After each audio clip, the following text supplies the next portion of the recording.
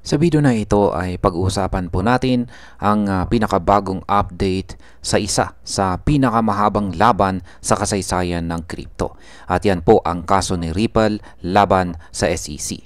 Matagal na pong naging usap-usapan ang kasong ito dahil malaki po ang epekto nito hindi lamang kay XRP kundi pati na rin sa kabuuang crypto market. At ngayong lumabas ang bagong ulat mula sa korte, malapit na nga bang matapos ang laban na ito? Kaya yan po ang siyang ating pag-uusapan sa video na ito. Pero bago po tayo magpatuloy ay pakibasa na lamang po muna ang disclaimer dito po sa ibaba ng ating screen. At simulan po natin sa ating pinakaunang katanungan kung ano ang bagong galaw ng SEC laban kay Ripple.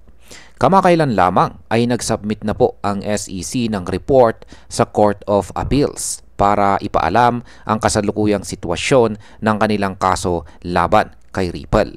Ang interesting dito ay hindi lamang ang simpleng update kundi ang malaking hakbang na ginawa nila kasama si Ripple. Pareho silang nagsubmit ng joint motion para i-dismiss ang kanilang mga apela. Kung iisipin, dati ay parehong matindi ang kanilang laban. Pero ngayon ay pinili nilang tapusin ito sa pamamagitan po ng mutual na kasunduan. Malaki po ang epekto nito sa market dahil ang pag-drop ng appeals ay maaring magbigay ng mas malinaw na direksyon sa presyo ni XRP. Kung tuluyang matapos ito, maaaring magkaroon po ng big spike ang presyo dahil mawawala ang matagal na uncertainty na dala ng kaso. Ayan, uncertainty na dala ng kaso. Ngayon ay bakit po tinanggihan ni Judge Torres ang unang hiling?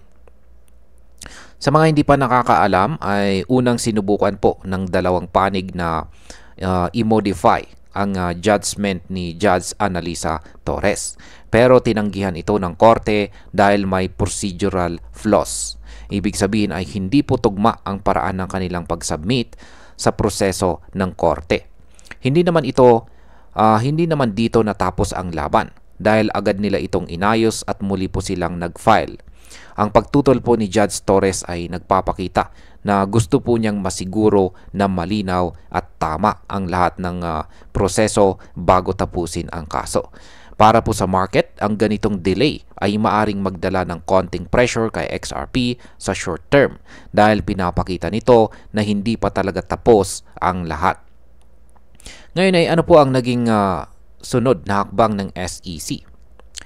Nito pong June 16 ay nagsubmit ang SEC ng status report para humiling ng karagdagang 60 days para ma-resolve ang issue. Dapat ay may update po sila nitong nakalipas na August 15. At ito nga ang nangyari ngayon. Sa kanilang bagong ulat ay kinumpirma nila na nag-submit po sila ng joint stipulation of dismissal kasama si Ripple. Kung titignan, ito ay isang malaking development dahil kung aprubahan po ng korte ang dismissal, opisyal nang matatapos ang kasong umabot ng ilang taon. Para kay XRP, ito po ay isang bullish signal dahil mawawala na ang legal na pabigat na nakahawak sa kanyang presyo simula pa noong taong 2020. Ngayon ay ano po ang magiging epekto ng desisyon ng Second Circuit? Sa ngayon, ang bola ay nasa Court of Appeals. Sila ang magpapasya kung aaprubahan ba ang joint dismissal na ito. Kung pumayag po ang korte, si Ripple ay magbabayad ng $125 million bilang penalty para sa kanyang institutional sales ng XRP na walang registration. Bagamat may kailangang bayaran po si Ripple, ang mas mahalaga ay matatapos na ang kasong ito. Kapalit ng settlement ay ang permanent injunction na magre-require sa kumpanya na irehistro ang future institutional sales kung magbabalak po silang magbenta ulit. Ang impact po nito ay medyo neutral sa market dahil habang may restrictions po sa future sales, mas mabuti pa rin na malinaw na ang rules kaysa laging may uncertainty. Yan, bilang panguling katanungan ay ano po ang kahulugan nito para kay XRP sa market? Kung aprubahan po ang dismissal, si XRP ay maaring makakita ng renewed confidence mula sa mga investors. Ang $125 million na penalty ay maliit na halaga kung ikukumpara sa bigat ng kaso na dumadagok sa kanyang market value sa mga nakalipas na mga taon.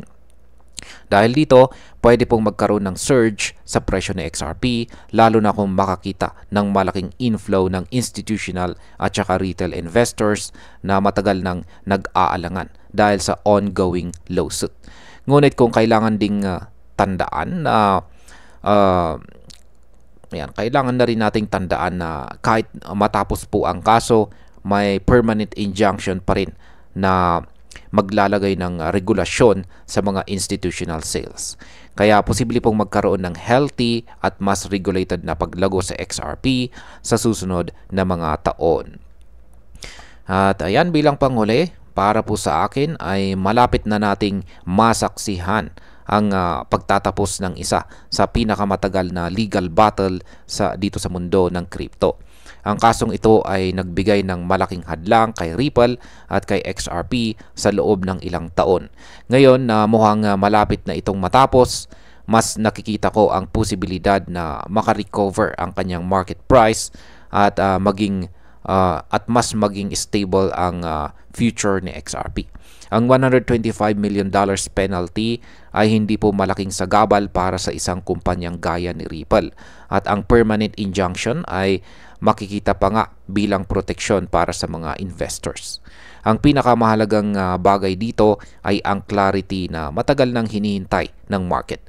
Kaya masasabi ko na kung tuluyang aprubahan ng korte ang dismissal, sa XRP ay posibleng pumasok sa isang bagong yugto ng kumpiyansa at paglago. At ayan, hanggang dito na lamang po tayo sa video na ito mga ka-crypto. Marami pong salamat sa panonood. Ingat po tayo lagi at God bless po sa ating lahat.